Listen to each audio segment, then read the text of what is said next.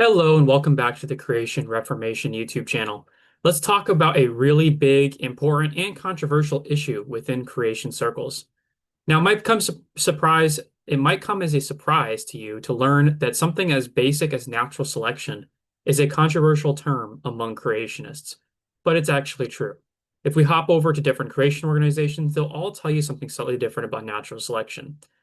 From it's just a method by which organisms adapt to it is a mechanism by which organisms can change, but not to the degree required by evolution, to even the idea that natural selection doesn't exist. Let's take a look at these different interpretations. We'll conclude with an article that I just recently published on the New Creation blog, and I'll offer some of my thoughts. And then I will introduce you to the new mechanism that some creationists say takes the place of natural selection and should be what all scientists accept as the means by which organisms adapt. Thanks for joining me. This is the Creation Reformation YouTube channel.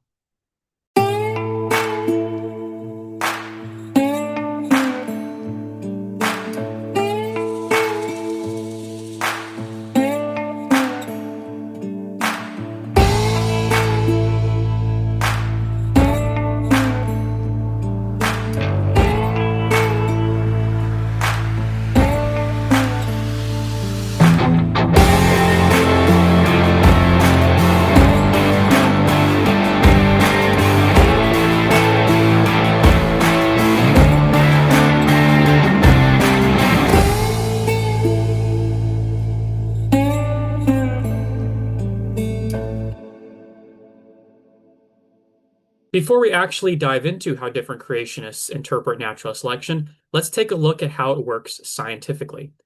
So this is a slide I've taken from a different presentation, which is why it refers to the term speciation instead of natural selection. But, for all intents and purposes, it's kind of the same thing. It's natural selection is what's depicted here. I talked about this slide on Ken Colson's channel, Creation and Folding, and he even interrupted me and said, "Hey, this is basically natural selection." And I was like, "Yes, it is." So I'm going to use this now to describe natural selection, even though the process of speciation can often be considered quite similar. So this is a chart that I've taken off of a paper in Trends in Ecology and Evolution, and you can find that article there, kind of cited in my video. Basically, what we have is a very complex graph depicting something very simple, which is what you often find in creation papers. Natural selection is a mechanism by which organisms adapt over time, and most scientists accept that it is a relatively long period of time for natural selection to make noticeable changes in populations. And Charles Darwin, the discoverer of natural selection, certainly did believe it took a long period of time to work. Basically, what you have in this graph are two bell-shaped curves. Now, a bell-shaped curve is a way to represent a distribution. So, for example, if we took all the heights of men, let's say adult men in America, you can put that on a distribution. Basically, it's going to look like a bell-shaped curve. And what I mean by that is that on your x-axis, you're going to have basically all the heights. So further to the right you go, the taller males are, and the further to the left you go, the shorter males are. And then the y-axis is basically the number of individuals that match up with that height. And so you're going to get a bell-shaped curve because most men actually cluster around the average height, which is 5'9". And I know this because I'm exactly 5'9". And, it's easy to remember what the average height of adult males in America is. So since most of a distribution clusters around the average, then the bell shape forms because of that. So the average is that Greek symbol that looks like a zero with a line down the middle of it, which is basically most organisms fit there, or most of the distribution fits around the mean, the average. And the farther right you go, once you reach higher, taller and taller heights, well, there are less people in the country that are taller than the average. So the curve is going to go down, all the way down until it hits the axis, because there's a limit to how tall men can be. You're never going to find a 12-foot man. So that's where the curve ends well before that, when you get to the tallest of the tall males in America. And then the further to the left you go, males get shorter, and you get less and less people who are that height. until eventually, again, you hit a limit. You're never going to find an adult human male that is, under 2 feet tall. So that's the curve is going to end in that way. So most males fall in the middle, and that's why the bell shape is there, because the middle is where the highest number of people that applies in the is. That's where you can find it. So that's going to be your a trait distribution. So in this graph, you have two bell-shaped curves. The larger one is going to be the trait that fits an environment. It's the optimal trait for an environment. So when we use beak size, which is one that Darwin originally observed and put in the Origin of Species, let's say you have a distribution of the size of a bird's beak. Well, there's going to be an optimal size for a beak. If the beak is too large, then it's very heavy. It's unable to access smaller places, and it's harder to control smaller seeds with a larger beak. So birds don't want to have a beak that's too large, but they also don't want to have a beak that's too small because then you can't crack open seeds that you need to survive. So the middle of the bell-shaped curve is going to be exactly the size that you want to live in that environment, and therefore most of the population is going to have that average beak size. And the more you go to the right and the more you go to the left, the fewer birds have that size because it's larger, larger, larger, smaller, smaller, smaller, and eventually, you reach limits. A bird can't survive with a beak size that is too big. So in the first graph, the optimal trait for the environment is the average for the optimal trait of the environment matches exactly the average trait value. In other words, the population of birds has the exact same average as what is optimal for the environment they live in. The birds are perfectly adapted to living in their environment and eating the seeds that they need in order to survive. But that's not the full story because sometimes conditions change. Either some of the birds migrate to a new area, say if you're on the Galapagos Islands, one species moves from one island to the next island, and now the seeds on this new island are a different size than the original island that these birds come from. So now there's a new fitness function, which means the optimal trait has now shifted, and now you need larger beak sizes in order to survive the best. And so what happens is if you look at the bottom chart where there are still two bell-shaped curves, the average trait value is actually outside of the optimal trait, which means now there's an evolutionary trajectory. The population must now adapt and follow the new fitness function, right? The new trait that is best and most optimal for survival. And so all of the birds that are actually their beak sizes are now too small for this new environment, well, they aren't going to be able to survive. They're not going to be able to reproduce, and they slowly but surely get killed off. And the ones that happen to have the larger than average beaks, well, now those birds are the optimal ones. They're the most suited for survival, and so they reproduce, they survive, and they replenish and fill this new environment. And eventually, the trait value for this population is going to fit the new fitness function. Eventually, all the birds are going to have larger beaks, and there's going to be a new average that will once again match the original fitness function, or well, not the original, but the new fitness function, the new average optimal trait for the environment.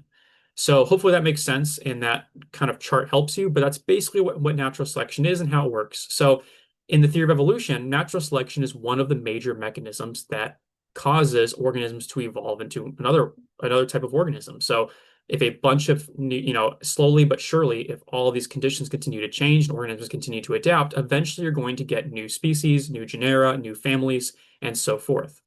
And in addition to that, you need things like mutations, which add new genetic information into the gene pool from which natural selection can now select from. So the current synthesis of evolution, which is often called neo-Darwinism, refers to mutations and natural selection that drive forth all of evolution. But creationists don't see it that way. Creationists see natural selection or most creationists see natural selection as only a means by which organisms adapt to new environments in a post-flood world, where different created kinds, the original kinds that were on the ark, they are now leaving the ark and they must diversify and find new environments and adapt to conditions after the ark. So natural selection plays a role in that, but it is not the primary or sole mechanism by which organisms adapt after the flood. So with that, let's now take a look at how different creationists treat natural selection in their literature. Our first pit stop is over at the biggest creation organization around, Answers in Genesis. They have an article that is part of a long series where they kind of go over a bunch of different ideas in science. And this one is titled, Is Natural Selection the Same Thing as Evolution? And notice how they start this article. Notice how they treat the term natural selection. Natural selection is an observable process that is often purported to be the underlying mechanism of unobservable molecules to man evolution. So, in one sentence, Answers in Genesis lays out their take on what natural selection is. It is an observable process, so it obviously exists, and it is alleged or purported to be the mechanism that drives evolution, which is unobservable, but it does exist. It is observable. So they'll say natural selection, we can observe beaks getting larger or smaller, but we'll never observe the finch become something that is not a finch. And I do want to put a caveat here that contrary to popular belief, even we keep talking about finches, and even in this article, finches are the pictures at the top. Finches is not actually what primarily inspired Charles Darwin. He actually looked more at mockingbird beaks, and that's really more of the type of bird that Darwin focused on. He did have lots of finches in his collections, but he didn't realize how significant they were. And so one of the problems was, this is just a complete side note here, but one of the problems was that when he collected a bunch of finches, he didn't label them well enough. So he wasn't sure which ones came from which islands, and he wasn't sure what real species they were. He did notice that there were a lot different variations and they look very similar to one another. And then they did come from different islands. So it did help him kind of come up with the idea. But finches, the idea that Darwin observed the finches on the islands and came up with natural selection as kind of a eureka moment is actually not how things played out. He made a lot of collections, made a lot of observations, and then over the course of the next few years, thought about things, noticed, thought about details, and came up with natural selection. But again, mockingbirds was primarily the type of bird that helped him out the most because they were better labeled and he knew where they came from. So I put that caveat in here because I keep using finches as an example, as if I'm repeating Darwin, but Darwin didn't actually use the finches. So you can see in that one sentence, to get back to the point at hand, natural selection is observable according to Answers in Genesis. And then they go on, and it always bothers me when websites, not just creation websites, but anywhere, when they kind of dive into hypothetical conversations between two people from different sides, because you're never actually going to represent the other side well enough when you do that. You're obviously speaking on behalf of the other side. And so people never really do that fairly. But basically, they go into a whole conversation between an imaginary evolutionist and an imaginary creationist to try and flesh out how a creationist should interpret natural selection as opposed to an evolutionist. So an evolutionist is trying to argue here that natural selection proves evolution, and the creationist, in their fake conversation, points out that natural selection does not mean evolution is true. So Answers in Genesis is going to say natural selection good, evolution bad. Here's what the creationist says at the end of this little conversation. Natural selection doesn't drive molecules to man evolution. You are giving natural selection a power that it does not have, one that can supposedly add new information to the genome as molecules to man evolution requires. So they're right and wrong here. Natural selection does not add new information to the genome, but there are mechanisms that can. So the evolutionist in here should respond with, no evolutionist thinks that natural selection is the only thing that drives molecules to man evolution. They also rely on things like mutations, gene duplications, other means by which de novo genes appear, but that's a subject for another video. My main point here is that Answers in Genesis very clearly describes natural selection as a process that happens and a process that is observable. They call it observable here. Again, they just say that it does not drive molecules to man evolution.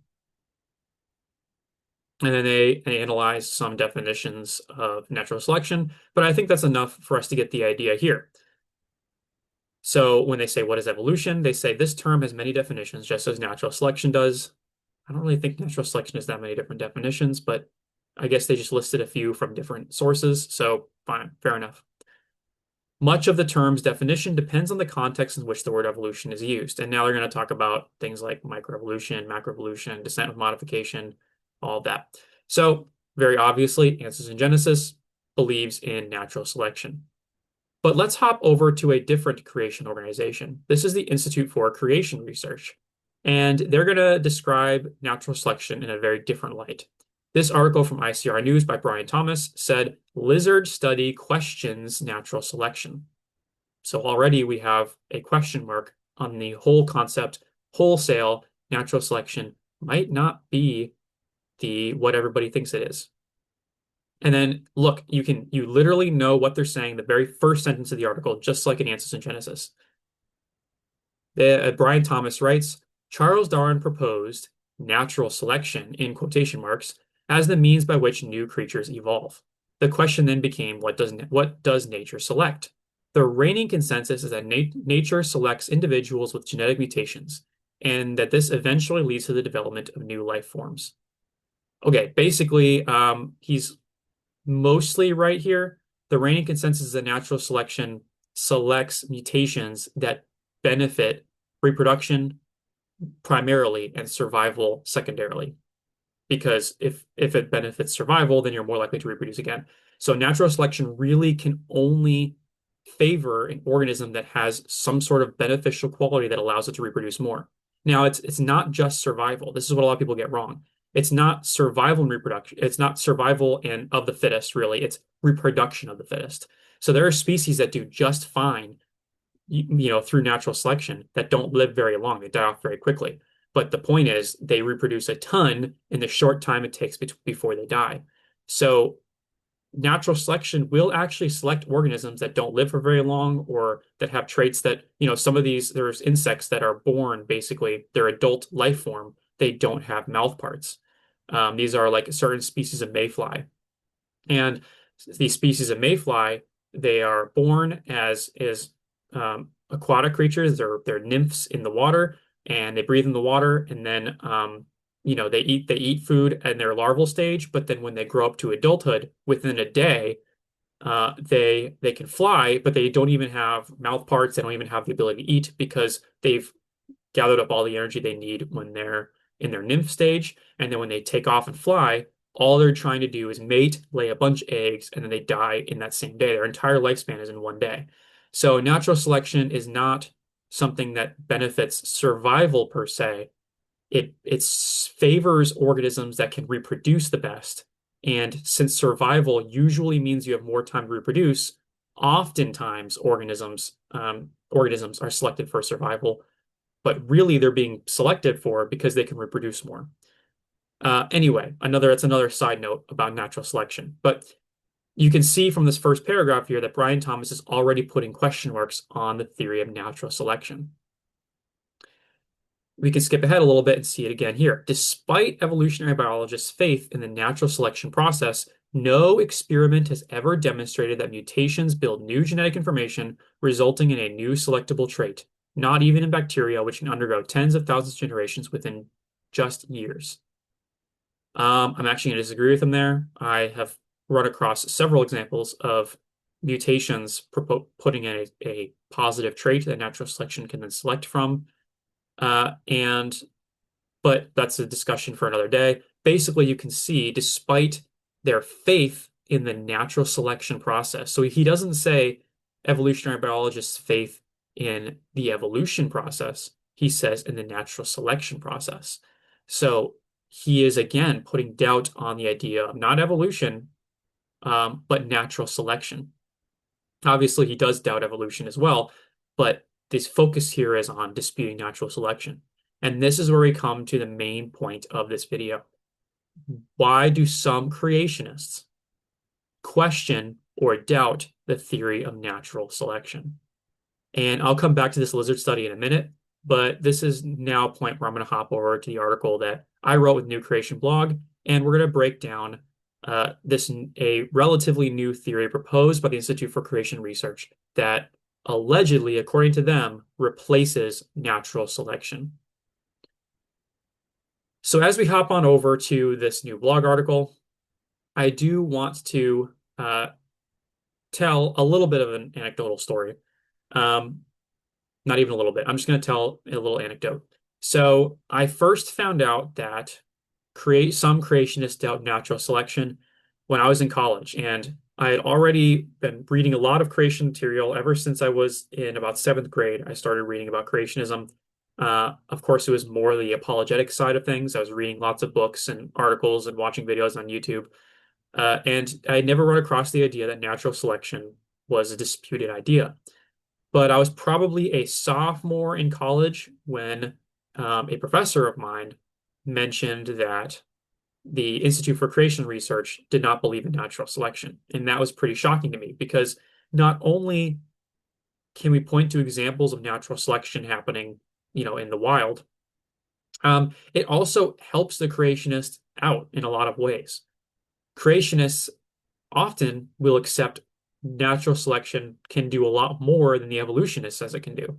The evolutionist relies on natural selection to be a slow and steady process that can, over the course of hundreds of thousands to millions of years, produce new organisms from, different species in the past.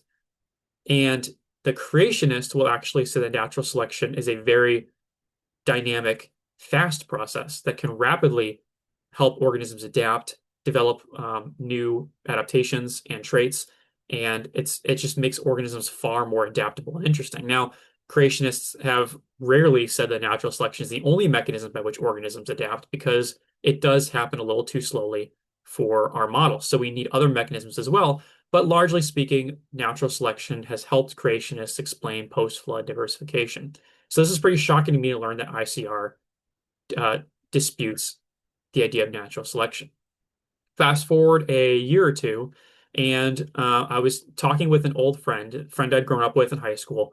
We kind of had similar trajectories in life. We did the same homeschool program. We were both very interested in the natural world. We would go out in for school projects and stuff. We loved to go out in the woods and catch snakes and stuff. And we were very just zoology inclined. We read a lot of books and read a lot of creation material. We'd constantly be talking about creationism and wildlife. So very, very similar between the two of us. And he's even doing things very similar to kind of what I've done with his career. So, but he very much likes Institute for Creation Research. That was the organization that he uh, did the most reading about out of the big three organizations. And I kind of basically my pathway through all of it, my approach was I would dip my toe in each one. I would read some of Answers in Genesis, I would read a little bit of ICR, and I would read a little bit of CMI, and watch a lot of videos as well from whatever is out there. And I have learned over time a lot of stuff out there is not good. So you gotta be careful when you're kind of treading through creationist stuff because a lot of it is outdated, a lot of it is pseudoscience. But I peeked into all three big creation organizations, and I relied on each one just a little bit. I just read articles here and there. Answers Research Journal for a while was something I would go to regularly, things like that. So I was catching up with this friend of mine, and he kind of dropped the hammer on me. We were at an ice cream place with a bunch of other friends. We just played Ultimate Frisbee and we're eating ice cream, and we started off this conversation. And he's like, "Yeah, I don't think natural selection is real. I think it's just a theory, and I don't think it's um, I don't think it's a good theory." And he wasn't saying it in the way that like lots of creationists are like, well, evolution is just a theory, even though, there's lots of theories that we don't that we think of as being very scientifically sound, um, very evidence-based ideas. So the way a scientist uses the word theory is very different from the way a layperson uses the word theory. He wasn't misusing the word theory. He was just saying he didn't think natural selection was the correct theory. He's like, I don't think that explains things. And he actually told me about this lizard research that ICR just mentioned, which is basically that there were these lizards that encountered a new predator. There was these ants that were introduced to their environment, and these ants were predatory, and they would, attack the lizard in just large numbers. They would try and kill the lizard. And so now that these lizards were exposed to this new predator, they needed to have longer legs that could shake off the ants and help them run away faster. So they didn't need long legs before the ants, but now they need longer legs as an adaptation. And what happened was the longer legs appeared in organisms within one generation. It was like lizards were exposed to this new predator. which means natural selection would favor longer legs, right? So that these lizards could survive more. But instead of it taking many, many, many years of shorter legged lizards dying off early and not being able to reproduce, and longer legged lizards surviving, right? Instead of a long process with those bell-shaped curves where one population moves towards a new desired trait value, instead of that happening, in one generation, these lizards produce longer legs. So that was pretty mind-boggling, right? It took one generation. It was as if these lizards knew they needed longer legs and then somehow internally produced genes that said you need longer legs and gave the next generation longer legs. And so this research has been incorporated into ICR's new theory called continuous environmental tracking. So basically, I had this conversation with my friend. He said, what about that? Like, that's not natural selection, that's immediate. And so I was kind of telling him, like, look, you can give me one example of something happening really, really fast that doesn't negate natural selection as a mechanism. So we had this conversation. And then a couple of years later, at this point, I'm out of college and I'm now teaching. And this same friend reaches out and says, hey, are you going to be around at this time? I'm going to be in town for a creation conference. There are two ICR speakers that are coming to New Hampshire. And obviously, that's going to interest me. I'm in Massachusetts. We don't get a lot of events like that. And I'm starting this channel largely because I want more creation resources in New England. So that was right up my alley. So I said, yeah, I'll go. And so I finished up classes for that Friday. I knew it was going to be a little late, but hopped in my car, drove right up to New Hampshire, and I got there pretty late. The first speaker was already well into, his talk. And then I watched the first couple of presentations that Friday, and then I was there all day Saturday. And it was two speakers, one of whom was Brian Thomas, who wrote uh, this lizard article. So Brian Thomas was there, and he was talking. He was there to talk about human evolution, debunk human evolution, and talk about dinosaurs and things like that. And then the other person that was there was Randy Galuza.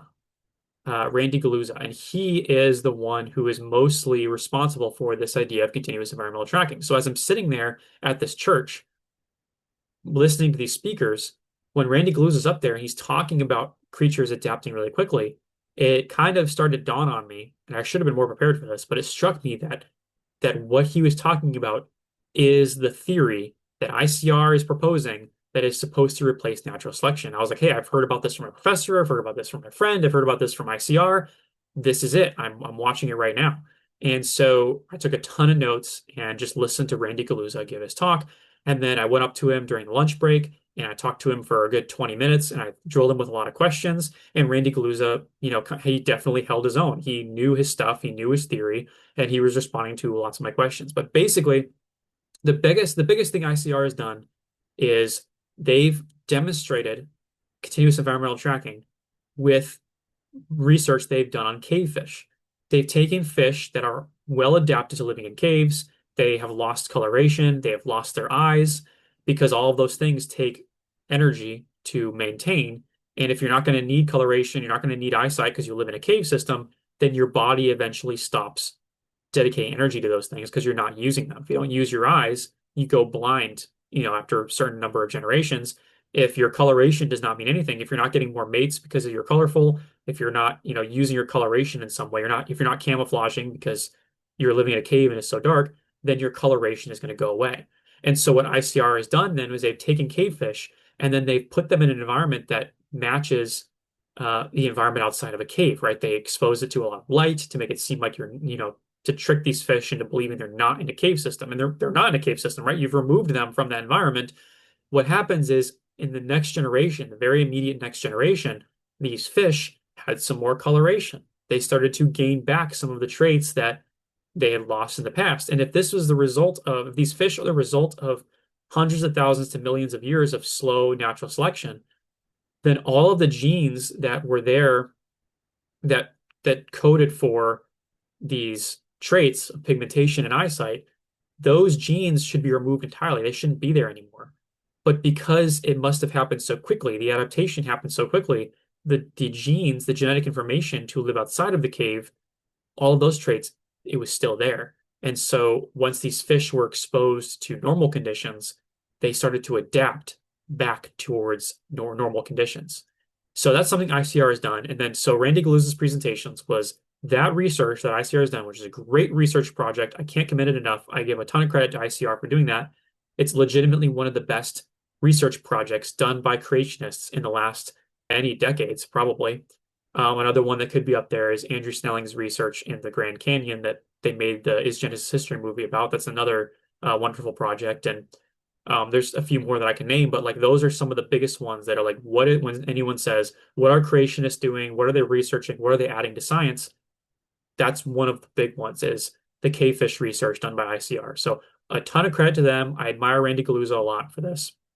And again, when I was drilling in with questions, and I was thinking, you can't because then in the presentation, Galuza does say we have to throw away all of Darwin. We have to take all of the like because their idea is that Darwin, in Origin of Species, he trained naturalists to think of organisms as being shaped and crafted and and produced exclusively by their external conditions, right? Because natural selection is the external conditions acting on the organism and basically telling it what to be over millions and millions of years. And that's what Galuza wants us to move away from. That's what ICR wants us to move away from. He wants all biologists to reject the idea of organisms as being shaped by their environments and start thinking about organisms as being engineered, designed, and created to react and adapt immediately to the conditions they find themselves in. And this gives a wonderful explanation for how organisms adapted to a post-flood world. And it's really a cool way that engineers, a lot of creationists happen to be engineers, have added to a creation model, the engineering mind, right? To look at something as an engineered thing, as things that were designed for a purpose, right? The way a mechanic looks at a car, the way an engineer looks at any type of mechanism, right? Even like a sprinkler system or whatever it is. We look at organisms now the way that engineers look at technology and say this was designed and engineered for a purpose to do a certain thing. And to ICR, organisms were designed and made and engineered to adapt to new conditions, to replenish the earth, to spread across the globe, right? So it's not just a scientific discovery, it's also a philosophical shift in how we look at biology. It's a completely radical change in the entire field of biology. So that's what continuous environmental tracking is. And when I questioned him about it, and I said, well, what about you can't rule out all of natural selection. What about this? What about these conditions? What about all these things? And Randy Galuza said, look, if you have a plane that's on autopilot and the plane is flying this high above the ground because autopilot tells it to fly this high above the ground, and then there's a mountain, the plane senses the mountain is there, and then according to pre-programmed instructions in the autopilot system, the plane goes up, raises its elevation, clears the mountain, and then when it senses that the mountain is passed, it will drop back down to its pre-programmed condition and will go back there. That was all internal. It was all the plane's doing, right? The plane was designed and engineered to do that. It was programmed to do that. And all it's doing is sensing its environment and reacting to its environment. And that's not like there's no natural selection, there is no external force that is driving that. It is all internal to the mechanism. It's all internal to the organism. It's all internal to the plane. So that became the analogy by which I started my article. So I'm not going to read this article here in the video. I want you to go hop on and read it, right? Continue to support the New Creation blog if that's something that you do. If you're interested in any creation ideas, creation science, the New Creation blog is the way to go. I'm a little bit biased, but I've heard from a lot of people that of all the resources out there, if you want to know about creation research, the creation model, or like the real science that's going on in creationism, then the New Creation blog is the place for you. So go on and read this article. But basically, the article begins with the analogy I just gave that's directly from Randy Galuza. It's the plane that's on autopilot. And then really there's some pictures of the cavefish, right? So they took a cavefish that did not have coloration.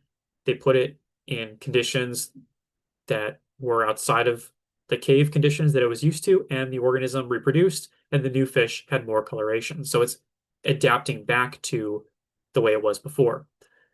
But the big question is, what does this mean for creationism? And now I have just sang the praises of continuous environmental tracking. I've just sang the praises of Randy Galuza and all the research that ICR has done on this. But I am going to have to split off from ICR a little bit. So to say that continuous environmental tracking is observable and it's a good mechanism for post-flood adaptation, I will not disagree with any of that. I think it's a great idea. I think the research that they've collected and done is great. All the examples that Galuza gives in his talks are fantastic.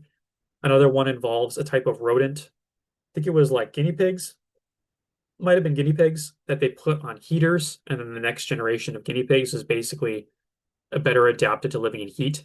Like anyway, something like that. They had them on heating pads for a long period of time, right? And because the guinea pig genitals were being heated up, then the next generation of guinea pigs came out like conditioned to be in warmth, right? They're ready for warmer environments. So there's another example. All of these examples that ICR has collected, really, really cool examples. And the inner zoologist, the inner biologist in me loves it. I eat that stuff up. It gets me excited and happy to be a creationist where we're on the forefront of discovering these ways that organisms rapidly adapt and change, right? That we really are. Like creationists are some of the people who are on the frontier of discovering how organisms can dramatically, quickly adapt and even to a certain degree evolve. That aside, though, I don't think continuous environmental tracking is the sole mechanism by which organisms adapt after the flood. I think there are too many examples you can point to of natural selection. Like there's no other way around it. I think natural selection has the capacity to work much faster than evolution has historically believed it to work.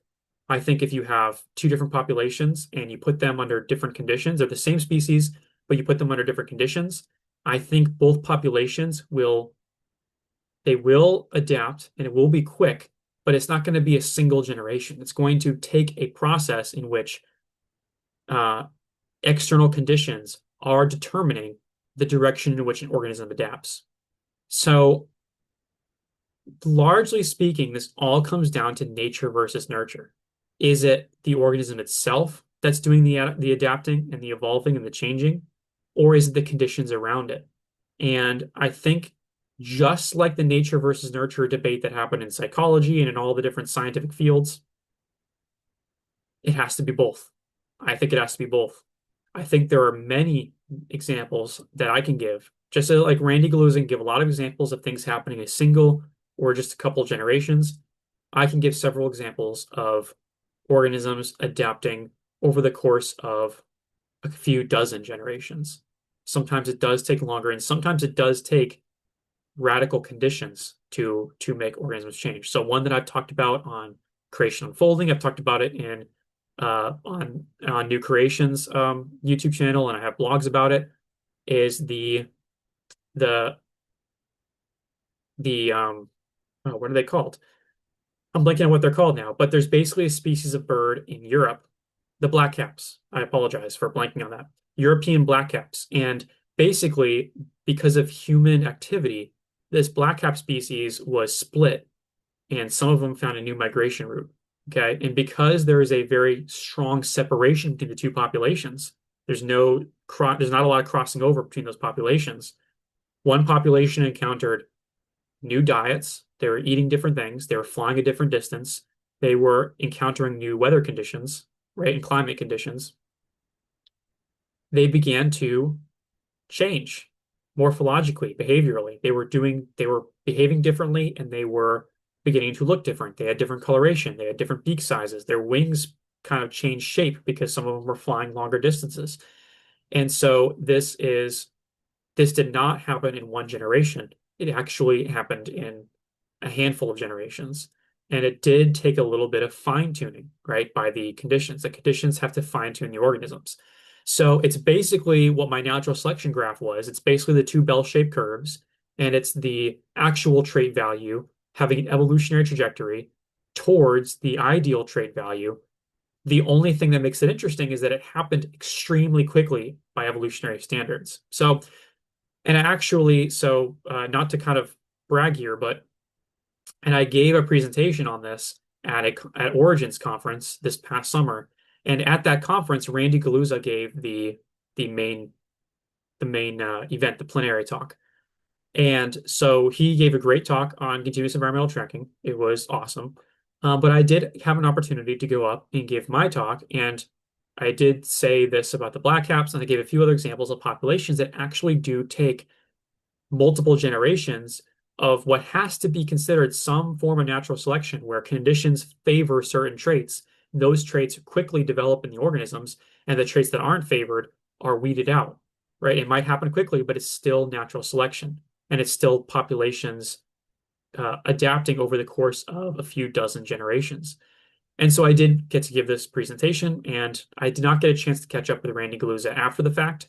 I wish I did, and I'm going to look out for him at future creation conferences. I would love to, hear what he has to say about some of the examples that I gave, because it's very hard to argue that the cases that I brought up, the examples that I gave, are not natural selection. And even if you could argue those cases, I have some other articles in the work. Actually, I'm writing an article right now that is not related to the research that I did, but it's definitely natural selection. So it's even more obviously natural selection. And there are examples that are even clearer. So is there a fine line between natural selection and continuous environmental tracking? Maybe in some cases, because again, organisms are extremely complex, and the way they interact with their environment is something that scientists have been studying for decades and decades now.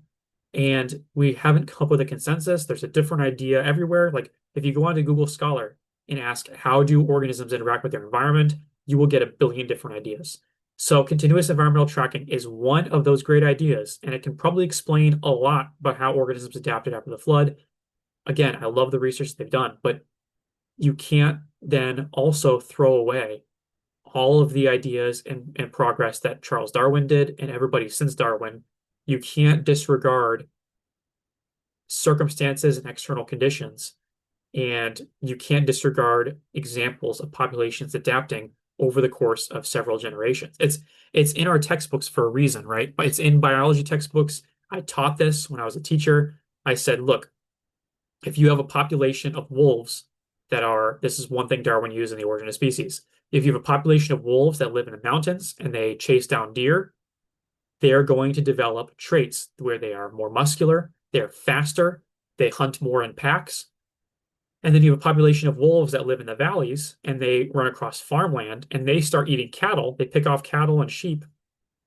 Well, those wolves are going to slowly develop uh, stealth. They're going to hunt less in packs and more individually. And they're going to be a little skinnier and sneakier, because those are the traits that favor the food that they're eating, right? So those are external conditions, right? It's a mountain versus the farmland. It's different traits being selected for: quickness, speed, agility versus sneakiness, craftiness, being able to, be quiet and stealthy. That's natural selection, right? That's traits being favored and some traits not being favored. And so there's just too many examples of that as well for me to completely rule out what biologists have been discovering for the past few decades, even since Darwin, right? So that's 100 and 150 years ago. So I'm not ready to rule out Darwinian mechanisms, even though I am willing to accept modern creationist mechanisms like continuous environmental tracking. So that's kind of your behind the scenes view of why natural selection is disputed among creationists. The the short end of it is that some creationists just do not want to imagine organisms as being shaped by their environment. They want to think of organisms as designed and engineered so that they can immediately and rapidly adapt to whatever conditions that they encounter. And I get that. I think that does match a lot of what we believe as creationists, that God designed creatures with the ability to adapt. It fits the model very well. And again, I just think when it comes to nature versus nurture, you can't say it's one or the other. I think it's the same as what scientists have basically come to the consensus on in like human development and things like that. Does it more have to do with your genetics, or does it have to do with how you were brought up? And it turns out it's both, right? You can have great genetics and then you treat your body poorly, you don't do the right things, you don't eat the right foods, you're out of shape, right? The genetics did not make you be out of shape. It was a lot of your choices. But so but the genetics didn't have zero role to play, right? They had some role to play. So it's nature and it's nurture, and I think that applies here as well. But this is kind of your look into why natural selection is actually a disagreeing, it's actually a subject of disagreement among creationists, particularly between Answers in Genesis and Institute for Creation Research. But our ICR, I think they feel kind of like they're the outsiders a little bit because ever since they've kind of come after natural selection, and I'm guilty of this as well, they were kind of thought of as being kind of the outsiders. So even when I heard that they denied natural selection, that kind of like I couldn't think of ICR the same way again after that. I was like, they don't believe in natural selection. That's crazy to me. And so even from then on, until I basically met Randy Galuza and asked questions and wrestled with the actual content of what they were saying. Until I did that, I definitely did think of ICR as the weird ones, the guys who were out there proposing something so radical that not, something as radical as natural selection not being real. They were definitely the organization I thought of as being different. So, and I think that's come across in some of their writings. I think they definitely feel like they're the ones that are a little bit of the outcasts now because everyone else tends to not go full on with ICR. But on the other hand, I have to give Randy Galuza more credit.